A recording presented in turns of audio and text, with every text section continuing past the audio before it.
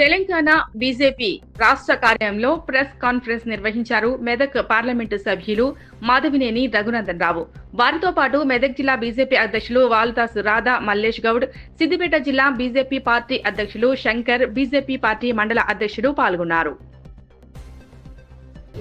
June 25వ తారీఖు ఈ దేశమంతా ఎమర్జెన్సీని ఇందిరమ్మని భారత రాజ్యాంగాన్ని కాలరాసినటువంటి చీకటి రోజుల్ని గుర్తు చేసుకుని భవిష్యత్ తరాలకి ఎమర్జెన్సీ గురించి తెలియజేసేటువంటి కార్యక్రమాలు నడుస్తుంటే జిహెచ్ఎంసీ మేయర్ కాంగ్రెస్ పార్టీ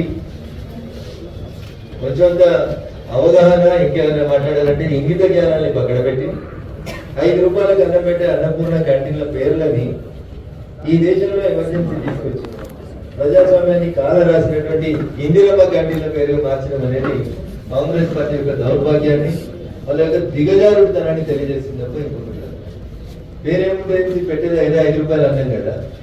ఇంత కాంగ్రెస్ కి ఇంత డబ్బులు పేరు మారిస్తే వస్తుంది. పథకంలో ఏమైనా మార్పులు ఉంటే చెప్పారు. 5 రూపాయలకి అన్నపూర్ణ పథకం ఎవరు పెట్టిండ్రో నడుస్తా ఉన్నది, తింటా ఉన్నారు, అయిపోయింది. ఇలా పేరు మార్చి అర్జెంట్ దానికి ఇందిరమ్మ పేరు పెట్టాల్సినటువంటి అవసరం విషయం.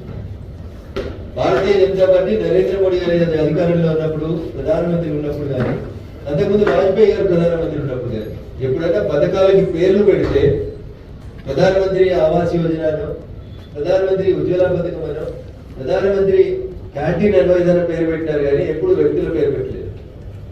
కాంగ్రెస్ తను చేసినటువంటి తప్పిదాలను తెలుసుకోకుండా ప్రతిదానికి ఇందిరమ్మ పేరు పెడితే ప్రజలు కనీసం చీకటి రోజులు గుర్తొస్తే ఇందిరమ్మ పేరు చెప్తేనటువంటి కనీస అవగాహన లేకుండా జిహెచ్ఎంసీలో పెండింగ్ లో ఉన్న సమస్యలు చాలా ఉన్నాయి. మంత్రిలు సరిగా వస్తలేవు, మోరీలు సరిగా లేవు, కొత్తగా ఏర్పాటవుతున్నటువంటి కాలనీలలో అక్రమ కట్టడాలు నడుస్తూ ఉన్నాయి, రేషన్ కార్డులు లేవు, కొత్త పెన్షన్ లేవు, మీరు చెప్పినటువంటి మహిళలకు స్కూటీ లేదు, మహిళలకు ఇస్తానటువంటి 2500 వస్తలేవు, నిరుద్యోగులకు వస్తాను 4000 వస్తలేవు.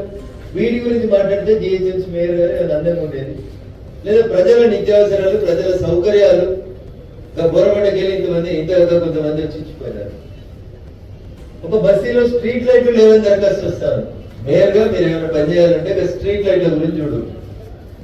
వీధి కుక్కలు చిన్న చిన్న పిల్లల మీద దాడి చేసి కలిసి చంపేస్తున్నాయనేటువంటి వార్తలు వస్తే కళ్ళకే నీళ్లు వస్తున్నాయి. అమ్మ మేయర్ గారు మీరు స్పందించాల్సింది వాటి చేత.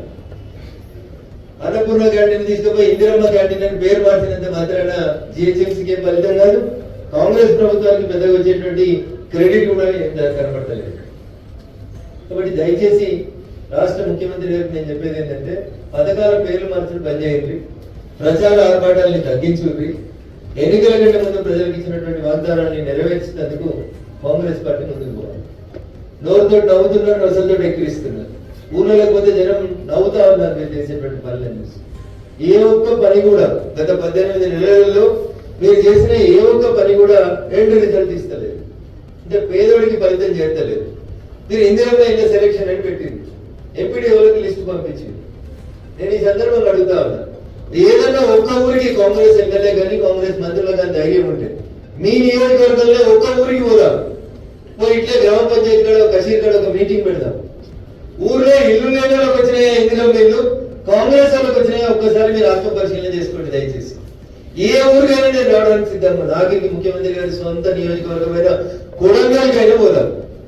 ఒక ఊరికి పోయి కషీర్ కాడకి ఇట్లా మీటింగ్ పెట్టి పోలీసుల్లో బందోబస్తు లేకుండా ఊర్లో అందరినీ పిలిచి బయట లెవెల్ తీసుకుపోకుండా ఇందిరమ్మ ఇంట్లో ఈ ఊర్లో అందరు గరీబ్ వాళ్ళకి వచ్చినాయా కాంగ్రెస్ వాళ్ళకి వచ్చినాయా అని అడుగుతుంది. ఇగో ఇదే మీ పని తీర్పు తప్ప భూమ ఉడికిందా లేదా అంటే అవన్నీ వ్యక్తులు విసుకాల్సిన అవసరం లేదు. ఒక్క ఊరిని శాంపిల్ గా చెక్ చేయమని చెప్పి ముఖ్యమంత్రి గారికి వారి సొంత నియోజకవర్గాల్లో ఒకసారి చూడమని చెప్పి ఈ సందర్భంగా నేను ముఖ్యమంత్రి గారికి విజ్ఞప్తి చేస్తూ పేర్లు మార్చడం